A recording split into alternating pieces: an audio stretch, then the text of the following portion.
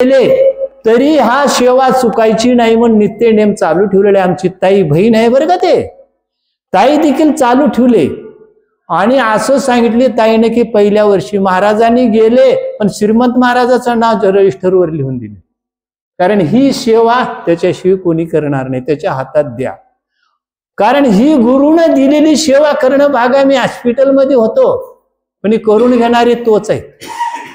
मला आता नियमाप्रमाणे 5 वया सांगणार आहे मी, आणि ही असणारी सेवा या ठिकाणी चालू आहे सतत. शक्तीचा कार्यक्रम होता, गेल्या वर्षी शक्तीचा कार्यक्रम होता. शेवटी सांगण्यासाठी माणसं कम पडली म्हणून असणारं सुंदरकांडामधला कोणताही अध्याय निवडायचा आणि आज आणि उद्या रामायण करायचं आहे. रामकथा नियमाने आहे. आता संध्याकाळी कीर्तन आहे, हरिपाठ आहे आणि असणारं सर्व काही पंगत आहे, सर्व काही नियम आहेत.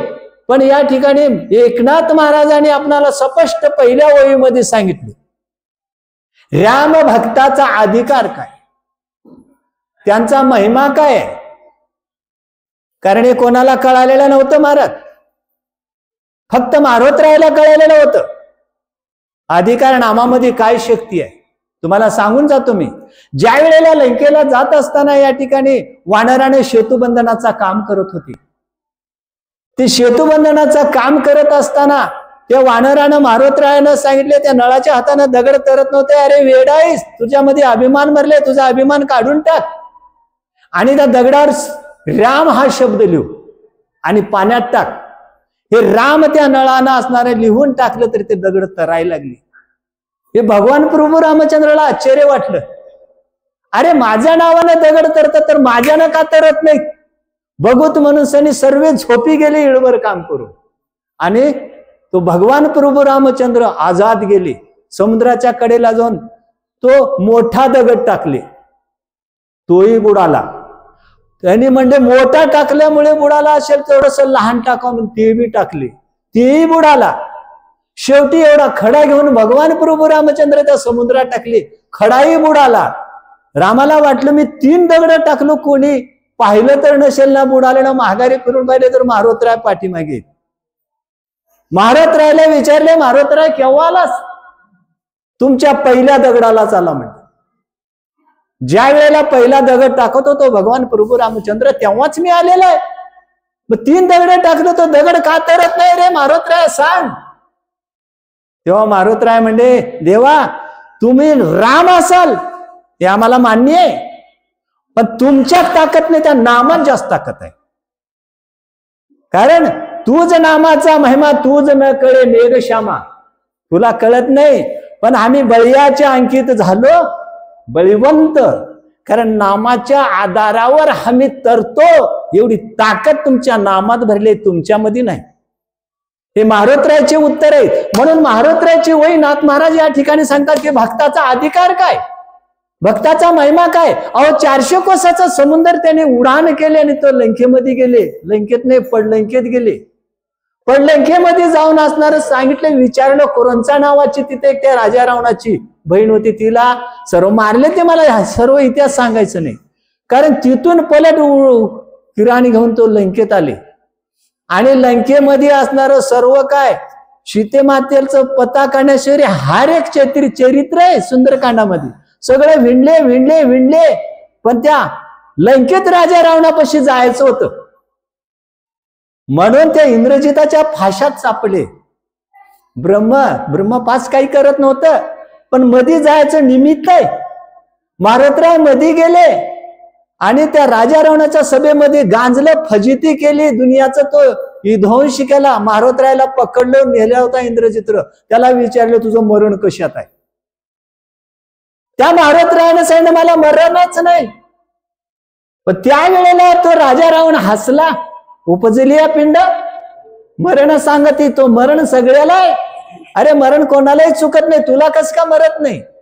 त्यांनी सांगितलं मला मरण नाही, तुला खोटं वाटायला लागले तर तुला सांगतो ऐक. म्हणजे माझ्या शेपटाला जर चिंड्या गुंडाळून आग लावलास की मी ऑटोमॅटिक मरतो. हे मारोतरायाचे उद्गार आहेत. सांगितले त्या राजा रावणानं असणारं पुष्कळसं लंका उघडी केली, कपडे घातले, तूप घातले, तेल घातले, सगळं घातलं, आग लावली. मारोतराय भुबकार केले आणि श्रीरामाचा गजर केले नामाचा आणि लंका जाळून धन केले महाराज. पण इथं महत्वाची वाक्य वापरलेत नाथ महाराज. लंका जाळले राजा रावणाची कोण मारुतराय, पण लंका उलट सोन्याची झाली. उलट सोन्याची झाली. मग अधिकार कोणाचा आहे? रामभक्ताचा आहे. रामभक्तानं तो लंका जाळली नवं सोनं केली त्या लंकेचं सोनं. एवढा अधिकार ज्याच्या मुखामध्ये नामचिंतन आहे, ज्याच्या मुखामध्ये असणारा देवाची भक्ती आहे, त्या रामावर श्रद्धा आहे, तो भक्त असणारा, तो म्हणजे श्रेष्ठ असणारा तो मारुतराय आहे. म्हणून आमचे तुकाराम महाराज विचारले, शरणो शरणो हनुमंता तूच आलो राम दूता, काय भक्ती ज्याच्या वाटा मज दावे सुबटा. अशी असणारी भक्ती त्या नामाच्या महिम्यावर तो भक्त लंकाला जाळला, असं नाथ महाराज या ठिकाणी मारुतरायाचं वर्णन करायला लागलेले आहेत. राम भक्त करीती कंदना ते कंदना वया सुख संपन्न, ऐसे भक्तीचे महिमान कृपा संपूर्ण रामाची. ऐका, कृपा संपूर्ण रामाची. राम भक्तानं जो जो त्या लंकेमध्ये कंदन केलं, मग मारलं, जाळलं, अनेकाचा नायनाट केला, पण ते कंदन न हो म्हणतात नाथ महाराज. त्यांचा उद्धार आहे. रामभक्ताच्या हातानं ज्याने ज्याने ज्याला मृत्यू आला त्याचा उद्धार आहे. बघा तुम्ही, अहो आपल्या रामायण मध्येच शब्द आहे ते प्रकाश महाराज. अरे ज्या वेळेला राजा रावणाने त्या मारीच्याला बोलून घेतलं आणि विचारलं की चल आपण लंकेला जायचं, मला सीतेचं हरण करायचं आहे. त्यानं मारीच्यानं सांगितलं, मनात विचार केला, रामाच्या बाणाचं वारं लागलं तर मी 400 कोसाच्या अलीकडे येऊन पडला, त्या रामाकडे गेल्यावर मला राम ठेवील का? तेव्हा लहान होता, आता मोठा झाला. हे विचार केलं आणि राजा राजवणाला समजून सांगत होता, मला भय आहे रामाचं, मी येत नाही, जात नाही, हे सगळे हकीकत सांगितलं. राजा रावणाला राग आला, तू येतोस का नाही? तेव्हा मारीच्याने विचार केला, दुष्टाच्या हातानं कशाला मारावं? काय मारायची गरज आहे दुष्टाच्या हातानं? तर असणार निश्चित असणार देवाच्या तर हातानं मरावं आणि भक्ताच्या तर हातानं मरावं. म्हणून असणारे विचार केलं आणि तिथं गेला आणि त्या भगवान प्रभू रामचंद्राच्या असणार या ठिकाणी बाणानं मृत्यू आला. हे देवाच्या आणि हाताच्या जर असणार याच्या ठिकाणी, तर कसं असणार? जेव्हा असणार तो उद्धार लक्ष्मणाच्या हाताने इंद्रजिताचा मृत्यू झाला, पण इंद्रजिताचा विजय झाला. दुष्ट राजा रावणाचा भगवान प्रभू रामचंद्राच्या हाताने मृत्यू झाला, तर राजा रावणाचा विजय झाला. कारण राजा रावण प्रभू रामचंद्राला बोलले, रामा मी जिंकलो तुला, जिंकलो. कसं जिंकलं? अरे मी जे पण केलं होतं ते पण माझा शेतीला गेलं, कारण माझा उद्धार करून घ्यायचा होता. मला सांगितले होते संतानं, त्या संतांच्या शब्दावर मी विश्वास ठेवून मला सगळं माहिती होतं. राम हे देव आहे मला माहिती होतं, पण माझा उद्धार तुझ्या हाताने आहे, दुसऱ्याच्या हाताने नाही, असं असणारं या ठिकाणी सांगितलेलं होतं. म्हणून राम देव आहे आणि त्या देवाचे भक्त असणारे तो मारुतराय आहेत. त्या दोघांच्या हाताने जरी उद्धार झाला तर लंकेमध्ये त्या लोकांचा उद्धार झाला. जन्म मरण चुकलं. तुका म्हणे एका मरणाची सर उत्तमचे उर, त्यांची कीर्ती वाढली गेली, राम भक्ताच्या हाताने मेलं म्हणून. असं आपलं काय जन्म नाही रे आणि का, तुका म्हणे माझी भाक. अशी अवस्था त्या राक्षस लोकांची मारुतरायाच्या हाताने मेल्यापासून झाली. एवढं राम भक्ताचा अधिकार आहे असं नाथ महाराज सांगायला लागलेले आहे. हनुमंते जाळीले लंकेसी, नावे काळी कोळसा म्हसी, सुवर्ण होतीले चौपासी, पिता प्रभे. ऐका, मारुतरायाने लंकेला जाळला, पण जाळले असताना कोळसा व्हावं लागेल का नाही? काही भिल्ल लोक असतात, चांगल्या चांगल्या प्रकारचे लाकडं असणारे तोडतात, तोडून असणारा त्याचा कोळसा तयार करतात, जाळून टाकतात आणि तो काळा असणारा कोळसा होतो. तसं मारुतराव लंकेला जाळलेलं होतं. मग कोळसे हो का नाही? कोळसे झाले नाहीत महाराज. पूर्ण सुवर्ण कलर आला, त्याला ओतलं सुवर्ण, सोन्याची लंका. कारण पहिले सोन्याची होती, मारुतराय केल्यानंतर दुप्पट झाली.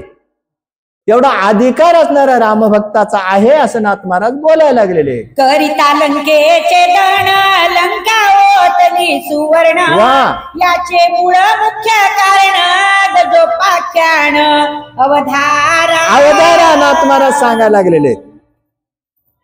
कारण ज्या वेळेला भारत रायनं असणार या ठिकाणी संपूर्ण असणार ते लंका धन केली, जाळून टाकलं, खाक केलं, राख व्हावं लागल, कोळशे व्हावं लागल, पण झाले नाहीत महाराज. उलट सोन्याची झाली, सोन्याची. एवढा अधिकार आहे रामभक्ताचा आहे.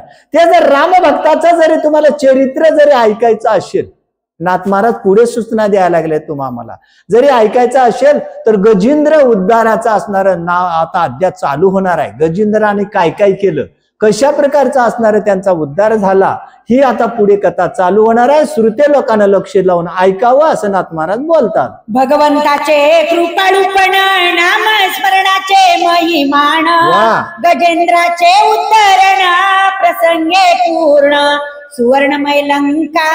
ऐका, गजेंद्राचं उदाहरण दिलंय. कारण भगवंत कसं आहे, कणवाळू कृपाळू दिना लागी उद्धरणे, उद्धार करण्याची ताकद असणारी त्या भगवान प्रभू रामचंद्राकडे. कसाही असो, दुर्जन असू द्या, पण नामचिंतन ज्याच्या मुखामध्ये आहे त्याचा उद्धार केल्याशिवाय राहत नाही भगवान. एवढी ताकद असणारी त्या नामामध्ये भरलेली आहे. म्हणून तो दयावंत आहे, तो कृपाळू आहे, तो असणारा भक्ताचा उद्धार करू शकतो. आणि त्या भक्ताचा उद्धार करण्यासाठीच तो देवाचा अवतार आहे. कारण भक्ता राखे पायापासून दुर्जनाशी संवारी, दुर्जन लोकांचा संवार करायचा आणि भक्ताचं रक्षण करायचं देवाचं काम आहे. त्या गजेंद्रानं तसं देवाची करुणा भाकली, म्हणून त्या गजेंद्राचा उद्धार झाला असं नाथ महाराज बोलायला लागलेले आहेत. चालता कथा रामायण, त्या माझे गजेंद्रोद्धारण, लंका होतील सुवर्ण, ते कारण सांगेन. ऐका, नाथ महाराज बोलायला लागलेले, अरे बाबा लंका जाळली, ते लंका जाळल्यानंतर असणार तिथं सुवर्ण झालं, सुवर्ण सोन्याची लंका बनली. तसं हे कथा चालत असताना गजेंद्राचं उदाहरण आलेलं आहे इथं. म्हणून त्या गजेंद्राचं कसं उद्धार झालं, कशा प्रकारचं उद्धार झालं, कशा प्रकारचं नामचिंतन केलं, गजेंद्र होता कोण, ते कसं घडलं, ही तुम्हाला संपूर्ण ऐकायला कथा मिळणार आहे असं नाथ महाराज बोलतात. जो योगियांचा योगमणी, जो ब्रह्मचर्य शिरोमणी, जो ज्ञानियांचा मुकुटमणी, जो श्री शुक्रमुनी सांगत. कारण सांगायला लागले तर गजेंद्राचा उद्धार करणारे. आता खरं सांगू का, मला आता दम आलेला, माझी तब्येत ठीक नाही. आता याच्या पुढे प्रकाश महाराज कोणाला देतात या या, कारण तब्येत ठीक नाही, याच्यामुळे मी माफी मागतो सर्वांना. सांगावं इतकं सुंदर अध्याय हे, सांगावं पण तब्येत ठीक नसल्यामुळे माझं मान मला दिले, मी मान केलो, संपलं.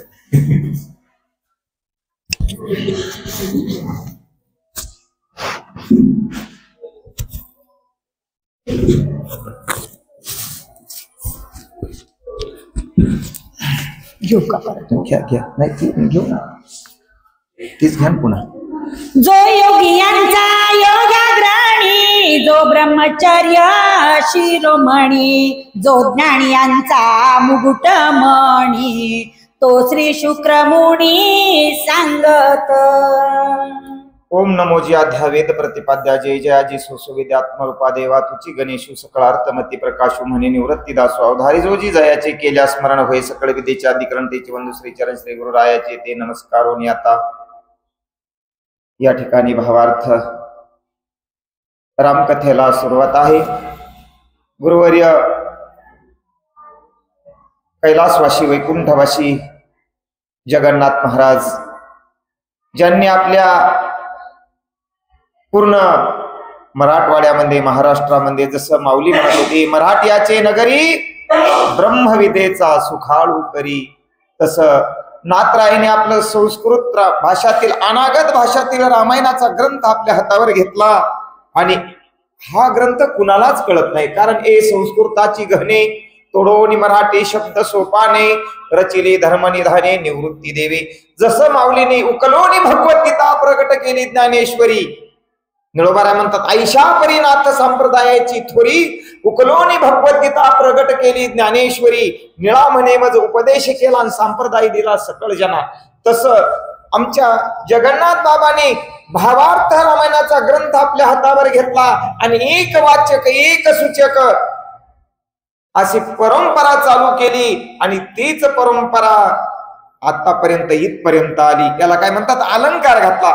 भावार्थ रामायण हे रामायण सोनं आहे, पण सोन्याचा अलंकार बनवला, दागिना बनवला, आणि तो दागिना पूर्ण अख्ख्या महाराष्ट्रामध्ये नव्हे सर्व कोण्या कोण्यामध्ये पोहोचला. मायबाप त्याच्यातून आमच्यासारखे दगडाचे देव बनले नाही का. भाव धरून या वाचे ज्ञानेश्वरी आणि कृपा करी हरी. हो मुख्य माणसं. आता एक आजी बसलेली, आम्ही तिची वाट बघत होतो नाही का. आम्ही तिला शबरी म्हणतो. म्हणलं आजी किती शिकल्या तुम्ही? गेल्या वर्षी विचारलं. त्या म्हणल्या महाराज कशाची शाळा हो, आम्ही 72चा दुष्काळ बघितलाय, खड्या पोळ्या, हो पूर्ण पांढरे केस आहेत, आणि ज्ञानेश्वरीच्या वया मुखोगत आहेत. म्हणलं कोण सांगितल्या? म्हणले हे बाबाचे काय आहेत. हो जोपर्यंत वढा आणि वळवण या गंगेला मिळत नाही ना तोपर्यंत ती समुद्राला जात नाही, आणि गंगा कावेरी नर्मदा जोपर्यंत समुद्राला जात नाही तोपर्यंत त्या समुद्र रूप होत नाही. तवरी वळा वळ जवळ पावे गंगा जळ. गंगेला गेल्यावरती वढावळ पण राहत नाही बरं. आणि गंगा कावेरी नर्मदा तोवरी नदा नदीचे नाव जवळ पावे समुद्राचा ठाव. तशा अनेक वाचक सूचकाच्या जोड्या जर आपल्या परभणी, हिंगोली नाही का, नांदेड, उस्मानाबाद, आता किती म्हणून जिल्ह्याचे इथं लोक येतात. आम्हालाही परिचय नाही. बाबा कश काय आले? मंगवाच घेऊन गेले. दर्शन घेतलं एकाने, आणि बाबा तुम्ही आत होत्या. त्याचे डोळे पाण्याने डबडबले, हात जोडे खाली बसून दर्शन घेतलं. म्हणलं थांबा बाबा. म्हणे नाही थांबवत आता मला. आईशे बाप न करी. म्हणलं कोण? कशा आले तुम्ही? कुठं थांबता? म्हणले आमचे गुरु आहेत आमच्या भागात. रामायणाचा प्रचार, रामायण काय असतं ज्यांनी पोहोचवलं ते आमचे गुरु आहेत जगन्नाथ महाराज. त्यांचं दर्शन घेण्याकरता आलो बाबा. थांबले नाही ते. असो का त्याला विस्तार नको. काय सांगतात तात्राया? आमचे श्रीमंत महाराजांनी गोड कथा सांगितली. ते म्हणाले मी गेलो होतो मंगवा, पण परत आलो. कशामुळं? जन्म घेणे लागे नाही का. नाहीतर मरणी जयाजे अंती जयाजे आठवे, मरणी जयाजे आठवे, अंती तया तेची गती पावे, म्हणून सदा स्मरावे मातेची त्वा. खरंच श्रीमंत ते मनानही श्रीमंत आहेत, आणि इथं सप्ताहाला बी आर्थिकही श्रीमंत. सर्व मुलं व्यवस्थित पुण्यामध्ये राहतात. महाराजांनी गोड सांगितलं. हनुमंतानी लंका जाळली, मग ती जळालेला कोळसा बनवणं. हो अग्नीवर भांड ठेवलं तर ते काळं बनतं. मग जळालेली लंका काळी कुठं बनावं का नाही? पण नाही. हनुमंत कोण होते? ऐका, ह्या बाबाच्या मुखातून ऐकलेलं मी सांगतो. हनुमंत देवाचे भक्त होते, आणि देवाच्या भक्तांनी काही करो ते चांगलंच होतं. तिथे एक वही खर्च करतायत बाबा. त्यांनी काय करावं म्हणले? कशी पूजा करावं? तो करी ते तुली पूजा. त्यानं काही केलं तर माझी पूजा आहे. तो कल्पू तो जपू माझा. त्यानं काही कल्पना केली तर तो माझा जप आहे. बघा मग त्याला देव जागा कुठे देतात बरं? तयाशी माथा मुकुट करू, तयाची टाच हृदय धरू, तयाच्या गुणाचे लेणे लिहू. ते किती आवडतात बाबा सांगायचे देवाला. तुम्हाला असे भक्त किती आवडतात? ते हे प्राणापुरते मज आवडती नृते, जे भक्त चरित्राते प्रंशांशुती. मग हनुमंत होते. हनुमंतानं जाळलेली लंका कशी होईल बरं? कोळसा कशी बनेल? नाही. तिच्यावर एक कनक जांबू नावाचा वृक्ष आणि गरुडाने आणून ठेवला होता, सुवर्णाच्या झाडाची फांदी. आणि ती लंका जळत असताना तो कनक जांबू जळाला. आता सोन्याचं पर पाणी केलं तर काय होतं? ते सोनं, दगडही सोनं होतं. दगडावर सुवर्णाचं पाणी पडत दगड सोनं बनतो नाही का. तुमची एकदाणी सोन्याची असते का? म्हणतात लाख असते, पण त्याच्यावर सोन्याचं टाकलं म्हणजे ते आख सोनं बनतंय. तशी दगड मातीची लंका होती, पण ती आखी सुवर्णाची बनली. त्याचं कारण काय झालं? ते पाणी ढाळल्या गेलं, आणि प्रसंगी कथा आली गजेंद्र मोक्षाची. आता ही गजेंद्र मोक्षाची कथा कोण सांगायलंय? सज्जन महाराज तुम्हाला सांगायला. आमची सीतामाया वाचायली का? हो हो, हे तितकंच खरंय. पण हे धन्याचा हा माल, मी तर हा माल भारवाई. मायाकडे बी बाबाकडूनच आलेला आहे, आणि माझ्याकडूनही बी. कारण एकाच फॅक्टरीतला माल आहे.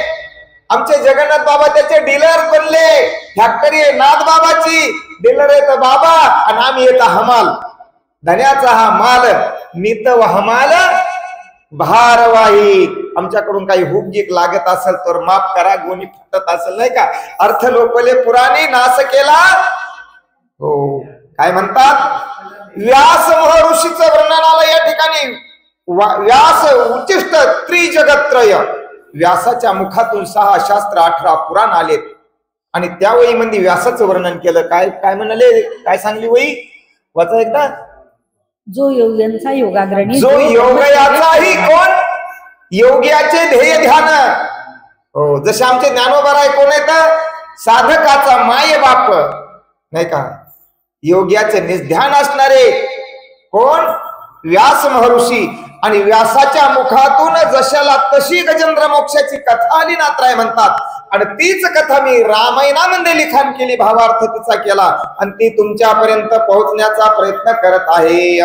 जो का वैराग्याचा निधी, ज्ञान विज्ञानाचा उदधी, वा. जो का सद्बुद्धीची बुद्धी, तो शुक त्रिशुद्धी बोलत.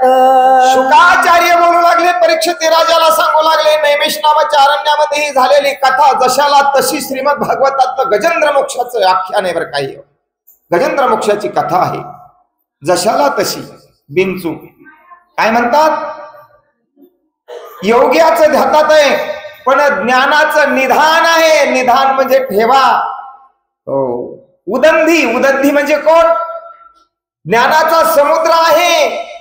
हो आणि सर्व शास्त्राचा तिथून असणारा काय आहे तर उगम अशा प्रकारचा झालेला आहे. ती आपली कथा ते सांगू लागले आहेत. जो पांडव कुळी कुळाधिपक, कौरव कुळी कुळनायक, श्रोता परीक्षिती तद्दोक, श्रवण चातक कथार्थी. श्रोता कोण होता, श्रोता परीक्षिती नावाचा राजा होता.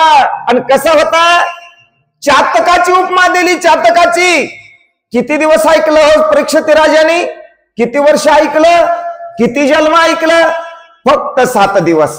तसा श्रोता पाहिजे. वक्ता तो वक्ताची नव्हे, श्रोते विन राजा परीक्षिती सारखा श्रोता पाहिजे. हो सोमकांत नावाच्या दगडातून अमृत पाझरत, पण कोणामुळं, त्या पौर्णिमेच्या चंद्रामुळं. सोमकांतू द्रवता किरहे, ही हातवटी चंद्रिकी आहे. पैसा वक्ता तो वक्ताची नोहे, श्रोते विन. तस सुवायू मेघू सावरे, चंद्रे सागरू भरे, मातला रसू आदरे श्रोतयाचेनी. माऊली ज्ञानेश्वरीत लिहितात, ह्या ऐकून आहेत बरं बाबाच्या वया सगळ्या आपल्या पाठ. हो तसा श्रोता परीक्षिती होता. आणि शुकाचार्य तिथं कथा सांगू लागले आहेत. त्या परीक्षिती कारण गजेंद्राचे उद्धरण, श्री शुक सांगे आपण, वसती स्थान गजाचे. तीच कथा जशाला तशी शुकाचार्य सांगू लागले. निमित्त कोणाचं केलं, जसं वच्छाचे निमिषे, वासरासाठी गाय दूध देते पण सगळं घर दुधाचा आनंद घेत. चातकाचे निकणवे मेघू पाणी लागी धावे, तेथे चराचर राघवे निमाले जेवी. तिथं चराचराला आनंद मिळतो. तस व्यास महर्षी शुकाचार्य आणि राजा परीक्षितीला सांगू लागले. आणि ती परीक्षितीला सांगलेली सर्व श्रीमद भागवतातली कथा जशाला तशी या ठिकाणी आणलेल्या आहे. कुणी म्हणले नाथरायने आपल्या करताय. त्रिकुट नामागिरीवर योजने अच्युत सहस्त्र, गंडकी पासून क्षीरसागर, एवढा थोर पर्वत. आता त्रिकुट नावाच्या पर्वताचं वर्णन कुण केलं, बाबांनी सांगावं बरं ते वर्णन. हो हा त्रिकुट आहे, याच्यामध्येच गंडकी आहे. आणि त्याच त्रिकुट पर्वतावर इंद्रद्रुम्न नावाचा राजा आणि हुहू नावाचा गंधर्व क्रीडत आहेत. आणि त्यांनाच शाप देत आहे. हे थोडे वेगळं करून ते सांगायचे, आपल्याला तेवढं सांगता येणार नाही. चला जितुका पृथ्वीवरी विस्तार, तितुका उंच 10 सहस्त्र, त्रिकुट नामा त्रिशिखर गिरीवर शोभत. त्रिकुट नावाचा तो पर्वत असणारा जेवढा खाली विस्तीर्ण होता, जेवढा रुंद होता, तेवढाच उंचही होता, असा त्याचा विस्तार सांगू लागले आहेत. नाना रत्नांची आखाणी, नाना धातूंची आभरणी, निर्मळ जळाची या श्रेणी, सरे पुष्करणी तेने भरती. हो, नाना प्रकारचे रत्न होते, नाना प्रकारच्या खाणी होत्या, नाना प्रकारचे काय होते. आता याच्यामध्ये काय नाही आपल्या पर्वतावर. या आयुष्याच्या साधने सचित आनंद पदवी घेणे, एवढा अधिकार नारायणे कृपावलोकने दिधलासे. पण देव हो म्हणती तरी देवची होती, परिचित्ती का न धरावे, पण आपण ते करू शकत नाही, तिथला उपयोग घेऊ शकत नाही, असं ते त्या ठिकाणी त्या पर्वताचं वर्णन आहे. पर्वताचे निज महिमान, नाना वर्णी विराजमान, श्वेत साम सुख वर्ण वर्ण, शोभा संपूर्ण गिरीवरा. पर्वताचं नाना प्रकारचं वर्णन आलंय म्हणले.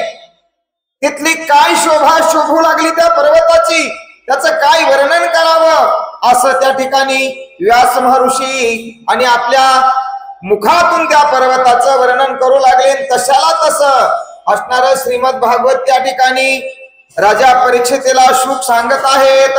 वृक्षवल्ली लता द्रुम, सिंह व्याघ्रादी पशु प्लवंगम, नाना जातीचे विहंगम, ऋषी आश्रम सिद्धांचे. अनेक प्रकारचे ऋषी होते, अनेक प्रकारचे आश्रम बनलेले होते, अनेक प्रकारचे म्हणले त्या ठिकाणी पशु पक्षी तर होतेच होते, श्वापद होते, पण ऋषीचे पण आश्रम त्या ठिकाणी निर्माण केलेले होते. निर्मळ जल सरोवरे पूर्ण, नाना पक्षी कुळ भाषण, गोचमरीचे वसती स्थान, शोभायमान पर्वत.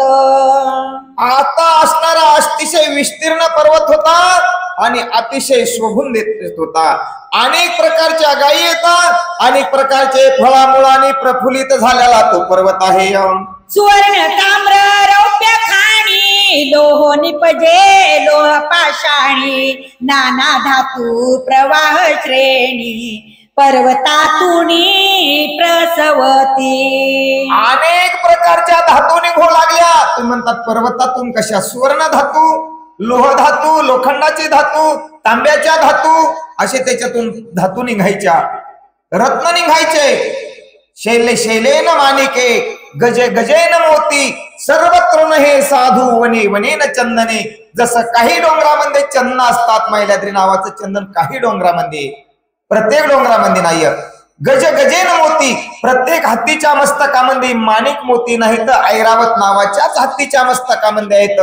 तसं शैले शैलेन माणिके, प्रत्येकच पर्वतामध्ये अशा खाणी नसतात सुवर्णाच्या, पण या पर्वतामध्ये मात्र प्रत्येक असणारी खाण उत्पन्न झालेली होती. जया पर्वताची दरी, जे लागली गंडकी गिरी, वने उपवने अति साजिरी, नाना वृक्षांतरी गंभीर.